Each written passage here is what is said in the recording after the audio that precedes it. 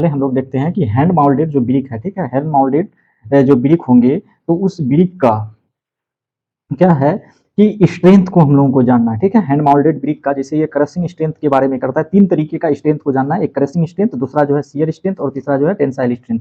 कहता है कि ये वैल्यू जो है दिया हुआ है किसमें, तो किलो न्यूटन पर मिलीमीटर स्क्वायर में, यानी कि 60,000 पर किलो जो है किलो न्यूटन पर मीटर स्क्वायर, और ये 6,000 पर किलो न्यूटन पर मीटर स्क्वायर, और टेंसाइल स्ट्रेंथ 2000 किलोमीटर पर मीटर स्क्वायर। देखो ये जो है क्या कहते हैं कि एमएच महाराष्ट्र जो है डब्ल्यूआरडी के एग्जाम में, जेई के एग्जाम में 2022 में आया है, ठीक है। अब देखो ये कभी कभी ये तो किलो न्यूटन पर मीटर स्क्वायर में दे दिया, आपको ये यूनिट कन्वर्जन भी आना चाहिए। जैसे क्या है कि 60,000 किलो न्यूटन पर मीटर स्क्वायर, किलो न्यूटन को हम लोग 1000 से अगर मल्टीप्लाई करें तो यानी कि 60,000 इंटू 1000, और जो है ये न्यूटन में कन्वर्ट हो जाएगा, और ये मीटर स्क्वायर को 10⁶ मिलीमीटर स्क्वायर लिख सकते हैं। तो 10⁶ 6 जीरो इधर से जब कट जाएगा, 6 जीरो जब इसमें कट जाएगा, 3 यहाँ से तो बच जाएगा कितना, 60 न्यूटन पर मिलीमीटर स्क्वायर।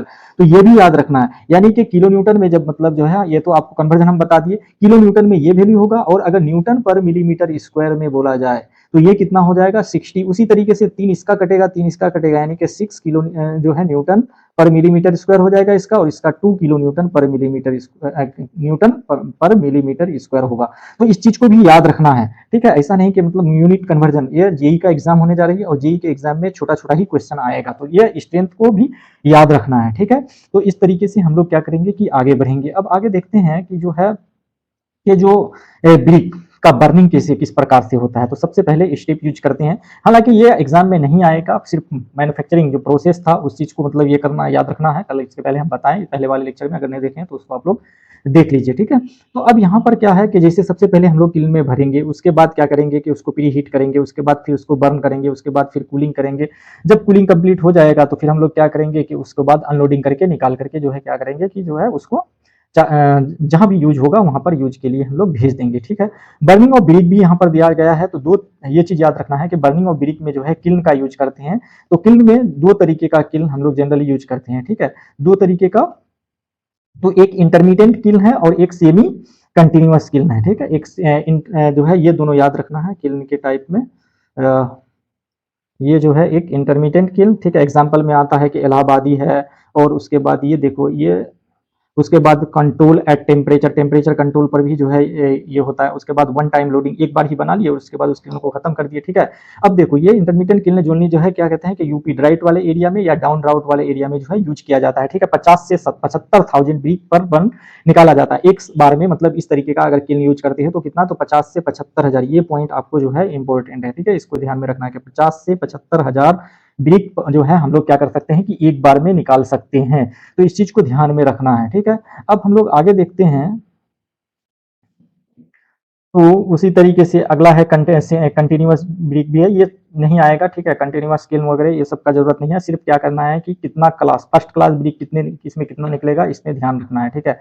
तो इसमें जो थोड़ा सा देख लो इस चीज को कि यहाँ पर कंपैरिजन ध्यान में रखना है आपको। कंपैरिजन ध्यान में क्या रखना है कि इंटरमीडिएट जो है किल में 60 से 70% क्या होता है कि फर्स्ट क्लास ब्रिक निकलता है, ठीक है। First class, second class, third class जो होता है, ये चीज याद रखना है। उसी तरीके से सेमी कंटिन्यूअस ब्रिक में कितना होता है, फर्स्ट क्लास ब्रिक 70 से 80% जो है निकलता है, ठीक है। बाकी जो है second class, third class brick होते हैं। और उस तरीके से जो मतलब कंटिन्यूअस किल होते हैं उसमें 80 से 90% जो है क्या होता है कि फर्स्ट क्लास ब्रिक। तो फर्स्ट क्लास ब्रिक ही हम लोग ज्यादा निकालने का कोशिश करेंगे। तो यानी कि जो है कंटिन्यूअस किल ही जनरली जो है यूज होता है, इस चीज को ध्यान में रखना है आप सब किसी को। इससे और यही क्वेश्चन, यही सब जो है क्वेश्चन बनेगा, main point two point question बनेगा, ठीक है। तो इस चीज को ध्यान में रखना है। अब यहाँ पर देखो कि time required to burning for the brick, यानी कि जो है कितना समय में मतलब कंप्लीट हो जाएगा। तो बर्निंग ऑफ ब्रिक जो है कितना होता है कि 12 घंटा होता है, यानी कि जो टाइम जो रिक्वायर्ड होता है कितना, तो बर्निंग ऑफ ब्रिक के लिए 12 घंटा आप जलाओ, ठीक है। लेकिन उसको कूल करने में 12 दिन का टाइम लगता है, ठीक है, यानी कि किल करने के लिए एक दिन 24 घंटा, ठीक है, 24 घंटा आवर, यानी कि 1 डे कंप्लीट लगेगा, ठीक है। और उसको जो है क्या कहते हैं कि कूलिंग करने में कितना लगता है, तो 12 दिन के बाद ही वहां से आप निकाल सकते हैं। हालांकि जल के वो मतलब जो है कंप्लीट हो जाएगा बन के कब, तो एक दिन के यानी कि 24 घंटा में ही अगर हीट करते हो तो जल के तैयार हो जाएगा, लेकिन उसके बाद उसको निकाल नहीं सकते क्योंकि उसको ठंडा भी होने देना है, तो वो ठंडा होने ये टाइम भी पूछा जाता है, ठीक है, तो 12 दिन लग जाएगा। इस चीज को ध्यान में रखना है आप सब किसी को। अब देखो कि स्टेज ऑफ बर्निंग में क्या है, तो सबसे पहले जो है क्या होता है, ये सब इतना इंपॉर्टेंट नहीं है लेकिन ध्यान में रखना है कि सबसे पहले डिहाइड्रेशन होगा, उसके बाद ऑक्सीडेशन होगा और उसके बाद वेरिएशन होगा। ये टेम्परेचर वगैरह का जरूरत नहीं है आपको जेई के एग्जाम में, ठीक है, बीटीएससी जेई इस तरीके बहुत सारे क्वेश्चन को ये नहीं पूछेंगे कि बहुत टफ सिचुएशंस नहीं बनाएंगे, ठीक है।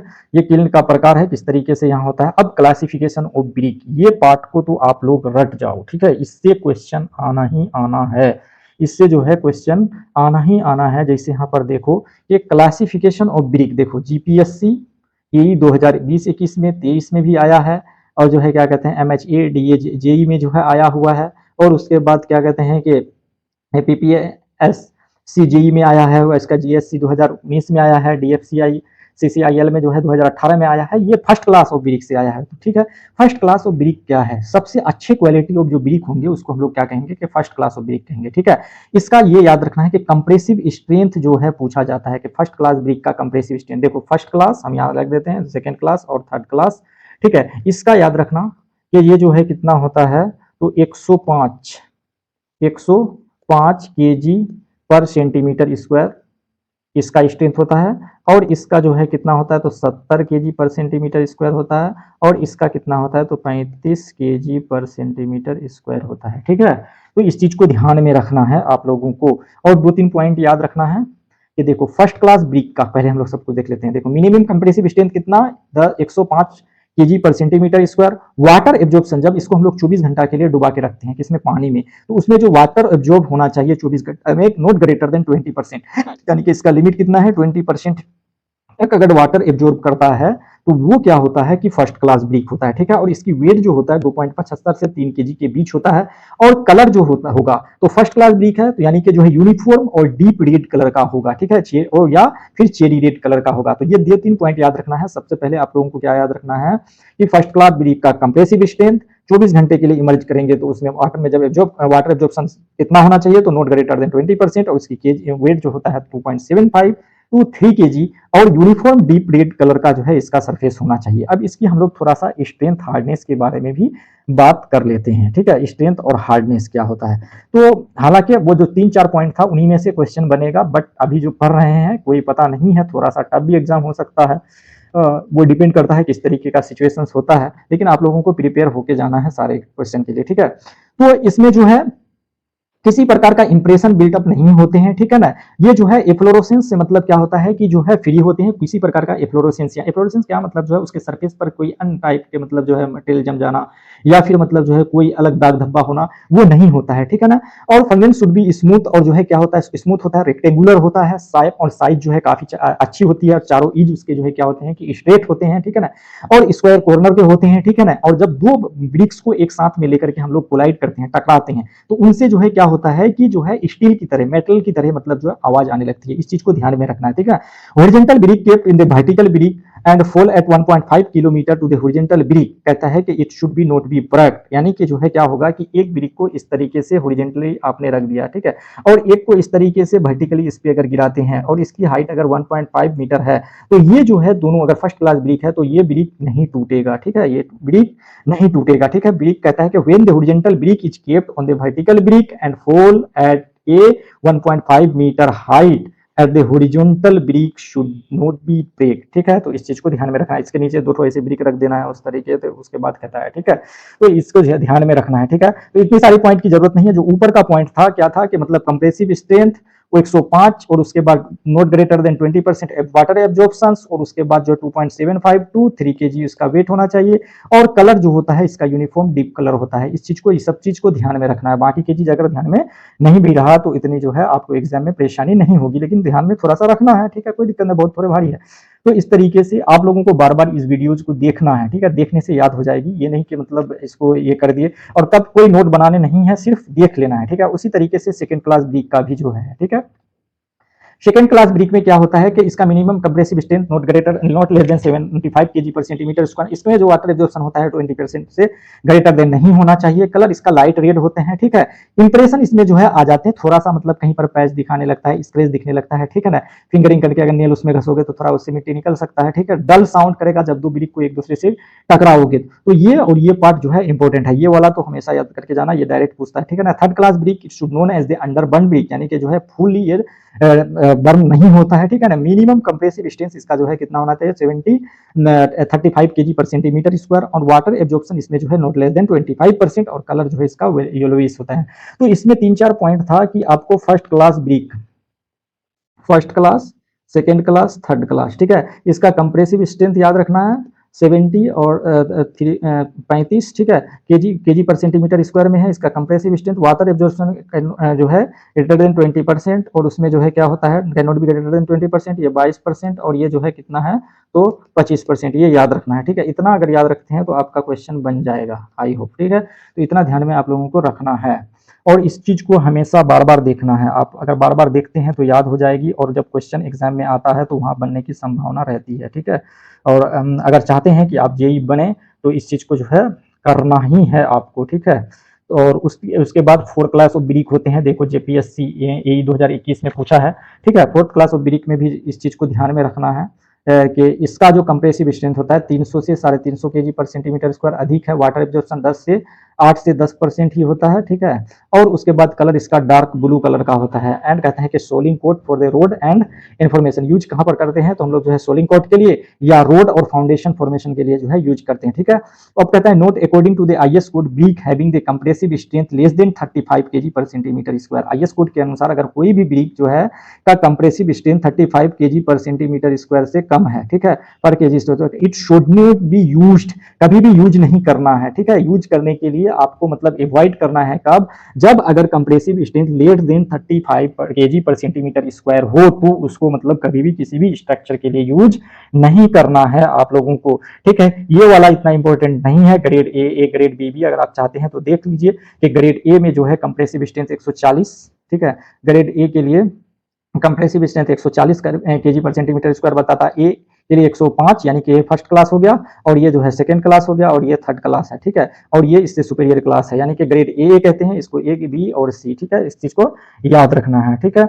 अब आगे हम लोग देखते हैं, यहाँ पर भी जो average compressive strength not less than कहता है कि यहाँ पर एवरेज कंप्रेसिव स्ट्रेंथ की बात करता है, ठीक है। तो ये एवरेज कंप्रेसिव स्ट्रेंथ भी ध्यान में इतना रखने की जरूरत नहीं है, हालांकि मतलब जितना बताएं उतना ही काफी है। ये क्वेश्चन कभी भी इतना नहीं आया है, ठीक है। यूपी आवास विकास परिषद में पूछा गया है, लेकिन बहुत सारे एग्जाम में इस चीज को नहीं ये करते हैं, इतना इंपॉर्टेंट ये नहीं है, ठीक है। अब जैसे स्पेशल टाइप ऑफ ब्रिक के बारे में कहा जाता है, तो टाइप ऑफ ब्रिक बहुत सारे होते हैं, उनमें से कुछ कुछ ब्रिक जो है बहुत इंपॉर्टेंट हुआ करते हैं, तो उस चीज को भी आप लोग थोड़ा सा देख लीजिए, ठीक है। जैसे क्या कहता है कि रिफ्रैक्टरी ब्रिक या जो है फायर रेजिस्टेंस ब्रिक, ठीक है, रिफ्रैक्टरी ब्रिक या फायर रेजिस्टेंस ब्रिक के बारे में बोला जाता है। The brick are capable to resist a very high temperature, जो ब्रिक मतलब जो हाई टेम्परेचर को रेजिस्ट कर सकता है, यानी कि अप टू कितना तो 1500 डिग्री सेंटीग्रेड विदाउट मेल्टिंग, कोई भी मेल्टिंग आए बगैर, या उसकी जो है सॉफ्टनिंग, तो उसको हम लोग क्या बोलेंगे रिफ्रैक्टरी, या फिर जो है क्या कहते हैं फायर रेजिस्टेंस ब्रिक कहते हैं। लाइम क्वालिटी जो है kept less than so that the brick burnt at the high temperature, यानी कि इसमें इस ब्रिक में जो रिफ्रैक्टरी ब्रिक होते हैं और फायर रेजिस्टेंस ब्रिक होते हैं, इसमें लाइम क्वांटिटी जो है लाइम की क्वांटिटी कम होता है, ठीक है। कल हम बताए थे सलीम, ठीक है, आप लोग पहला वाला वीडियो देखें, नहीं देखें उसमें देख लीजिए। सिलिका, एल्यूमिना, लाइम और जो है क्या कहते हैं कि मैग्नीशियम, और जो है क्या कहते हैं आई यहाँ पर है आयरन और मैग्नीशियम, ये 5 इंपॉर्टेंट जो है इंग्रेडिएंट है। उनमें से कहता है कि लाइम की परसेंटेज, ठीक है, जिसमें हम बताए थे नॉट लेस देन मतलब जो है 10% होना चाहिए, और ये पाउडर फॉर्म में जुड़ा हुआ होता है, ठीक है, डालते हैं हम लोग किसी इसमें तो ब्रिक में। तो यहाँ पर देखो क्या कहता है कि इसमें जो है कम होने की वजह से इसको जलाए मतलब बर्न जो करते हैं हम लोग 1700 से 1800 डिग्री पर सेंटीग्रेड तक, ठीक है। लाइम अगर अधिक होगा तो ज्यादा इसमें ये करेंगे तो वो मेल्ट करने लगेगा, ठीक है। तो इसी वजह से इसकी क्वांटिटी कम होने की वजह से इसके हाई टेम्परेचर में इसको बर्न किया जाता है, ठीक है ना। और इसकी जो वाटर एब्जॉर्प्शन क्वांटिटी होती है ये कितना होता है 4 से 10%, इसको ध्यान में रखना, यही क्वेश्चन आएगा, ठीक है। और मिनिमम कंप्रेसिव स्ट्रेंथ कितना है तो 32.5 एमपीए, ठीक है, यानी कि जो है मेगा पास्कल। तो इस चीज को आप लोगों को ध्यान में रखना है। कलर उलर जो है नहीं भी अगर याद रखते हैं तो कोई इतना जो है दिक्कत की बात नहीं है, ठीक है। अब कहता है रिफ्रैक्टिव ब्रिक का जो है ब्रिक कितने, 3 टाइप्स के होते हैं, ठीक है। रिफ्रैक्टरी ब्रिक जो होते हैं वो कितने टाइप्स के होते हैं, तो 3 टाइप्स के होते हैं। रिफ्रैक्टरी ब्रिक्स 3 टाइप के होते हैं।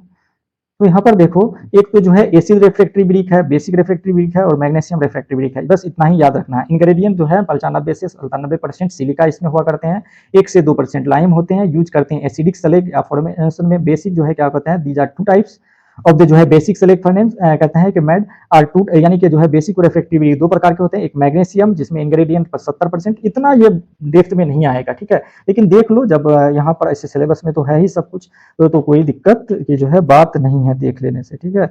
अब यहाँ पर देखो, डोलोमाइट रिफ्रैक्टरी ब्रिक है, उसके बाद न्यूट्रल रिफ्रैक्टरी ब्रिक है। तो इन सारे से क्वेश्चन अब तक नहीं आया है, इसीलिए एई में हम लोग जेई के एग्जाम में ये सबको ये नहीं करेंगे। लेकिन इनमें से एक होलो ब्रिक जो है बहुत इंपॉर्टेंट होता है। होला ब्रिक क्या होता है कि ब्रिक के बीच बीच में होल बना हुआ होता है, ठीक है ना। तो उसको एरिया ऑफ होल, देखो इसके ऊपर जो ये वाला एरिया है, ये एरिया ऑफ होल है, ठीक है ना। तो होलो ब्रिक, इसमें आपको थोड़ा सा याद करना है कि कितना एरिया जो है क्या होना चाहिए, कि होलो होना चाहिए, ठीक है। तो यहाँ पर यही चीज याद रखना है कि कोई भी जो है होलो ब्रिक है तो मिनिमम होलो जो है can not be greater than 50%, यानी कि 50% सरफेस से अधिक जो है होलो नहीं होना चाहिए। इसको याद रखना इस पूरे एरिया का, ठीक है। और उसके बाद it is used to making the sound proof and heat resistance, यानी कि साउंड प्रूफ और हीट रेजिस्टेंस के लिए इस तरीके का ब्रिक यूज किया जाता है, ठीक है। ये तो बड़ा होल है तो वो होलो ब्रिक हो गया। और बीच में क्या होता है कि कुछ कुछ ब्रिक होते हैं जो छोटा छोटा उसमें जो है होल बना रहता है। देखो ये छोटा छोटा है, ये छोटा छोटा है। तो इन छोटे छोटे ब्रिक को ही मतलब इसको क्या कहते हैं कि जो है परफोरेटेड ब्रिक कहते हैं, परफोरेटेड ब्रिक कहते हैं, ठीक है। तो आईएस कोड किसके हिसाब से इसमें यूज होता है, तो 4x2 के हिसाब से मतलब जो है यूज किया जाता है परफेक्ट परफोरेटेड ब्रिक को, ठीक है। तो इस चीज को भी आप लोगों को ध्यान रखना है थोड़ा सा। उसके बाद टोटल होलो एरिया, अब देखो हम लोग जो क्या कहते हैं कि जब होलो ब्रिक पढ़ रहे थे तो वहां कितना था, तो can not be greater than 50%, ये वाला आने की संभावना है। और इसमें कितना 30 से 40% से अधिक नहीं होना चाहिए होलो, ठीक है। और इसकी कंप्रेसिव स्ट्रेंथ भी जो है क्लास के कंप्रेसिव स्ट्रेंथ और वाटर एब्जॉर्प्शन जो है बताया गया है। तो इसकी कंप्रेसिव स्ट्रेंथ, परफोरेटेड ब्रिक की जो कंप्रेसिव स्ट्रेंथ है ये can not be less than 7 Newton पर मिलीमीटर स्क्वायर, यानी कि सेकंड क्लास के बराबर होना चाहिए। उसके बाद वाटर एब्जॉर्प्शन जो है कितना है, तो ये जो है कितना है, तो can not be greater than 15%। एफ्लोरोसेंस जो है इसमें 10% से अधिक नहीं होना चाहिए। और उसके बाद 10% can not be greater than 3% जो है वार्पेज। ये एफ्लोरोसेंस जो होता है, एफ्लोरोसेंस के बारे में अभी हम लोग पढ़ेंगे। जो पैच डेवलप होने लगता है अनवांटेड मटेरियल्स, यानी कि जो है अनयूजफुल मटेरियल के प्रेजेंट होने की वजह से, उसको हम लोग जो है क्या कर लेते हैं कि एफ्लोरोसेंस कहते हैं, ठीक है ना।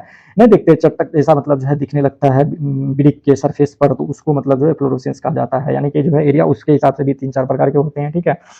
अब देखो ओवन बर्न ब्रिक के बारे में क्या जाता है, तो उसका स्ट्रेंथ और शेप जो है बिगड़ जाता है। अगर बहुत ज्यादा आप क्या करोगे कि बर्न कर दोगे तो उसका शेप और जो है ब्रिक का क्या हो जाएगा, स्ट्रेंथ दोनों जो है लूज कर जाएगा। और अंडर बर्न अगर होगा तो brick are not burn to come complete, कहता है कि vitrifications they clay are not softened because of the जो इनसफिशिएंट हीट, एंड कहता है कि पोर्स आर नॉट क्लोज्ड, इसके वजह से। And this have brick are the higher degree of water absorption, अगर जो है उसमें क्या होगा कि अनबर्न रहेगा, उसमें थोड़ा थोड़ा एब्जॉर्प्शन वगैरह, यानी कि जो है पोर्स वगैरह ज्यादा होगा तो वहाँ वाटर ज्यादा अपने स्पेस में भर जाएंगे। तो जिसके वजह से इसकी क्या होती है कि जो है ये क्या कहते हैं कि वाटर एब्जॉर्प्शन कैपेसिटी बढ़ जाती है, ठीक है। तो प्रॉपरली जो है क्या होना चाहिए कि बर्न होना भी जरूरी है ब्रिक को।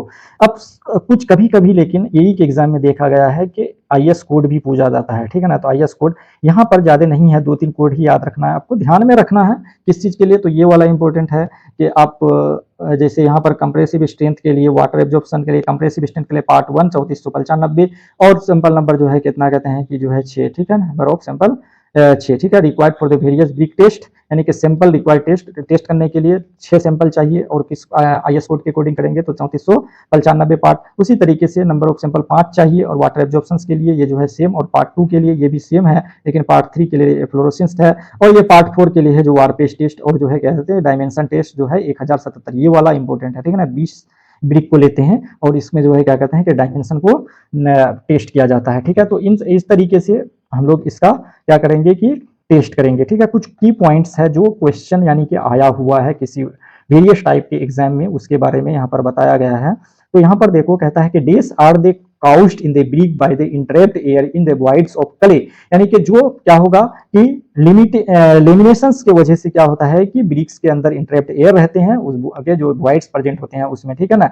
उसके बाद clay is the comparatively फाइनर and possesses the better adhesive and cohesive properties, ठीक है। एडहेसिव और कोहेसिव प्रॉपर्टीज क्ले का जो है क्या होता है कि अधिक होता है, क्योंकि क्ले जो है फाइनर होते हैं एज कंपेयर टू अदर जो है सॉइल वगैरह, ठीक है ना। Refractory brick are specially manufacture to the withstand the high temperature, यानी कि हाई टेम्परेचर में जो है क्या किया जाता है कि रिफ्लेक्टरी ब्रिक को बनाया जाता है। The most important purpose of the frog in the brick is to, कल भी पढ़ाए थे, यानी कि जो है ये क्वेश्चन आता है। द मोस्ट इंपोर्टेंट, इस चीज को तो जो है हाईलाइट कर लो आप लोग, ठीक है, इस चीज को हाईलाइट कर लो। क्या कहता है the most important purpose of the frog, frog क्या करने के लिए यूज करते हैं, तो फॉर्म द की joint between the bricks and mortar, mortars और ब्रिक्स के बीच की ज्वाइंट प्रोवाइड करने के लिए इसको यूज किया जाता है, तो जो है फ्रोग, ठीक है ना, फ्रोग जो है।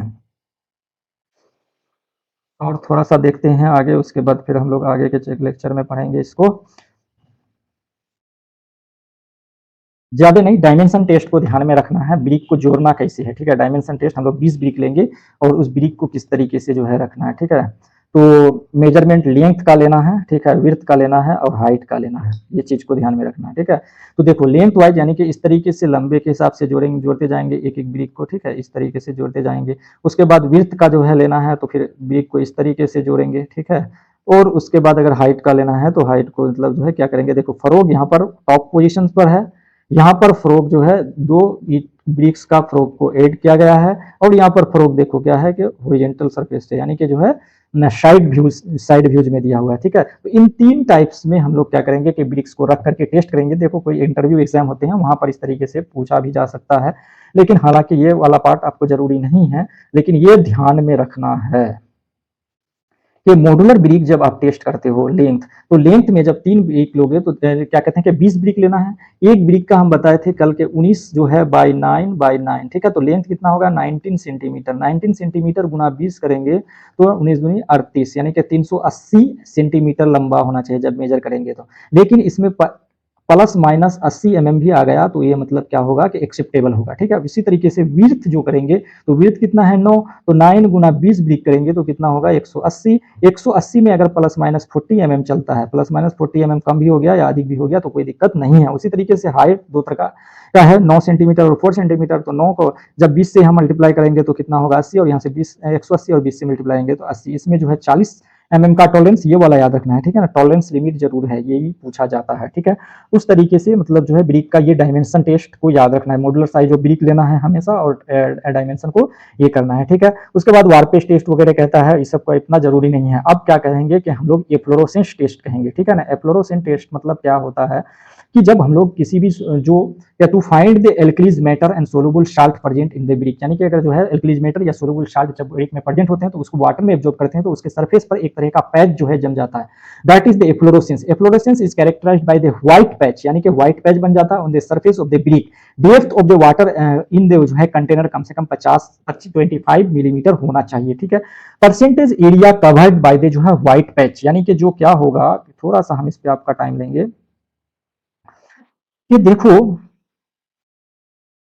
ये ब्रिक है, ठीक है ना, ये ब्रिक है, ये ब्रिक का साइज है, इसका जो एरिया है मान लेते हैं इस इतना में क्या हो गया कि तो ब्लैक कर देते हैं, इतना पार्ट में मतलब जो है पैच आ गया। तो ये अगर मान लेते 0% पैच, कुछ भी नहीं आया नील, तो कोई दिक्कत नहीं है। 0 से 10% अगर आता है तो उसको स्लाइट एफ्लोरोसेंस बोला जाता है। ये क्वेश्चन आता है, इसको याद रखना है, ठीक है ना, इसको याद रखना है कि स्लाइट एफ्लोरोसेंस कब होगा, तो जब 0 से 10% एरिया क्या होगा कि जो है व्हाइट पैच जनरेट हो जाएंगे। अगर 10 से 15%, इस चीज को हम पहले हटा देते हैं, अगर 10 से 15% के 50% के बीच अगर होता है व्हाइट पैच तो वो जो है क्या हो जाएगा कि उसको मॉडरेट कहेंगे, उसको क्या बोलेंगे मॉडरेट कहेंगे। और अगर greater than 50% but white patch and does not change in the powder form, और अगर पाउडर फॉर्मेट नहीं चेंज हो रहा है, व्हाइट पैच सिर्फ बना है, तो उसको हैवी या सीवियर इफ्लोरोसेंस कहेंगे। लेकिन अगर ग्रेटर देन 50% क्या कहते हैं व्हाइट पैचेज है और उसको हाथ से छूते हो तो वो हाथ में भी लगने लगता है, तो पाउडर फॉर्म में चेंज होने लगता है, तो उसको क्या कहेंगे सीरियस कहेंगे, ठीक है,